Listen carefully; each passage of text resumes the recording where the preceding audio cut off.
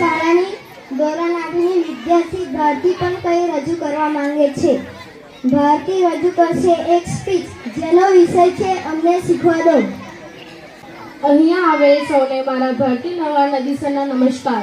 હું એક વિદ્યાર્થીની છું અને મને ખબર છે કે મારે વિદ્યાર્થીની તરીકે શું કામ કરવું જોઈએ, નવું શીખવું જોઈએ. અહીંયા આવેલા વાલીઓ કોઈકના વાલી તો હશે જ. કોઈકના મમ્મી, કોઈકના પપ્પા, કોઈકના ભાઈ, કોઈકની બહેન, અને એમાં પણ આ બહારથી આવેલા વાલીઓ કોઈક બાળકના વાલી તો હશે જ. મારે આજે તમને એક વાત કહેવી છે. મારે તમને કહેવું છે કે તમે અમને જે રીતે શીખવાડવા માંગો છો એ રીતે અમે શીખી શકતા નથી. મારે તમને કહેવું છે કે અમને શીખવાડશો નહીં. મારે તમને કહેવું છે કે અમને શીખવાડશો નહીં, પરંતુ શીખવા દો. આ શીખવા દો એવું મારે એટલા માટે કહેવું પડે છે કે હજુ તમે પહેલાના જમાનાની જેમ જીવો છો.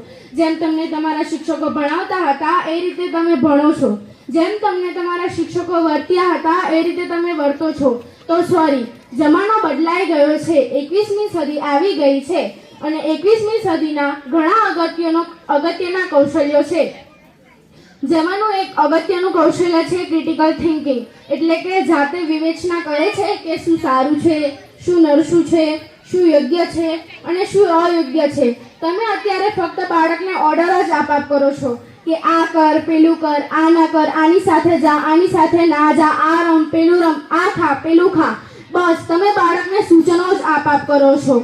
તમે બાળકને સૂચન આપશો તો બાળક પોતાનું જીવન એક ચાવી ભરાવેલા રમકડાની જેમ જીવતો થઈ જશે. તે પોતાની જાતે એક પણ પ્રકારનો નિર્ણય લઈ શકશે નહીં. પછી તે આ દુનિયામાં એક ઈર્ષાળુ, ક્રોધિત અને ગુસ્સેલ માણસ બનીને ફરતો રહી જશે. શું તમને લાગે છે કે તે નવું જગત રચી શકશે? નવો જગત રચવાનો રસ્તો ફક્ત ને ફક્ત અમારાથી શરૂ થાય છે. અમારે નાચવું છે પણ તમે એમ કહો છો કે નાચીશ તો શીખીશ ક્યારે? અમારે કૂદવું છે પણ તમે એમ કહો છો કે કૂદીશ તો શીખીશ ક્યારે? અમારે રમવું છે પણ તમે એમ કહો છો કે રમીશ તો શીખીશ ક્યારે? અમારે સંગીત કરવું છે પણ તમે એમ કહો છો કે સંગીત કરીને કરીશ શું? આ ભણવાનું કોણ કરશે? તમારા મનમાં એવું દ્રશ્ય છે કે ભણવું એટલે નોટ ચોપડી કે પેન સાથે રહેવું, પણ ના. તમારા એ જીવનના દ્રશ્યો યાદ કરો કે તમારા જીવનમાં જે તમારે અત્યારે સૌથી અગત્યનું કામ છે તે તમે કોઈ ચોપડીથી શીખ્યા નથી. તે તો બસ તમે જીવન જીવતા જ શીખી ગયા છો. મારે તમને કહેવું છે કે તમે બાળકને અત્યારે કોઈ પણ પ્રકારની પસંદગી કરવા દેતા નથી, જેથી તમે મોટા થઈને બાળક પર દોષ મૂકો છો કે કશું પસંદગી કરી શકતો નથી, કશું નિર્ણય લઈ શકતો નથી. જેમ ફાવે તેવું જીવન જીવે છે. તો એ જીવન જીવવા માટે બાળકને મજબૂર તમે જ કર્યા છે.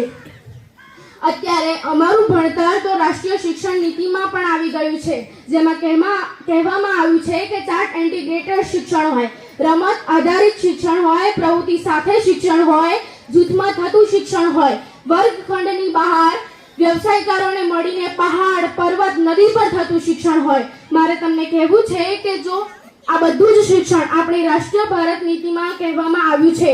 તમારે જાણવું હોય તો શિક્ષકોને આવીને પૂછો કે આ રાષ્ટ્રીય શિક્ષણ નીતિમાં શું છે.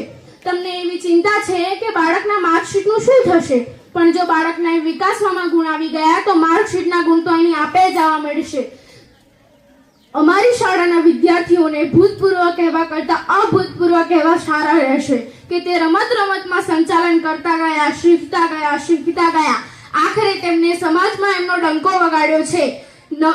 સરકારી નોકરી કરે છે, લાખો રૂપિયાના કોન્ટ્રાક્ટ પર કામ કરે છે. એવું કોઈ વિદ્યાર્થી નથી કે જે અમારી શાળામાંથી પસાર થયું હોય અને તે ભૂખ્યું રહેતું હોય, તેને સારું ખાવાનું ન મળતું હોય, તેનું સારું જીવન ના હોય. એવું એક પણ વિદ્યાર્થી નથી. મારે તમને કહેવું છે કે અમારી શાળામાં ચાહે NMMSના પરિણામો હોય, જ્ઞાન સાધનાના પરિણામો હોય, જ્ઞાન સેતુના પરિણામો હોય કે પછી ઈસરો જેવી સંસ્થાની અંદર જ્યારે કોઈ વિદ્યાર્થીને બોલાવવાની થાય ત્યારે પણ અમે જ પહોંચી વળીએ છીએ, જેથી અમે આગલી હરોળમાં ઊભા હોઈએ છીએ. મારે તમને કહેવું છે કે અમારા પર વિશ્વાસ રાખો. અમને શીખવાડશો નહીં, પરંતુ શીખવા દો. તમારે જો બાળકને સારી પ્રગતિ કરતા જોવું હોય તો એને શીખવાડશો નહીં.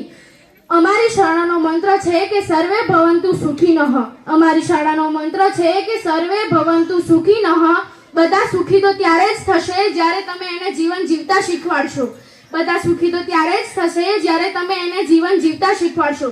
અમારી શાળામાં ફક્ત બાળકને પાટલી પર બેસી રહેતા શીખવાડતા નથી. અમારી શાળામાં બાળકને જીવન જીવતા શીખવાડે છે. હું ફરી કહીશ કે બાળકને શીખવાડશો નહીં, પરંતુ શીખવા દો. હું બોલીશ શીખવાડશો નહીં, તમારે બોલવાનું છે શીખવા દો, શીખવા દો. બાળકને શીખવાડશો નહીં, બાળકને શીખવાડશો નહીં, બાળકને શીખવાડશો નહીં. અસ્તુ.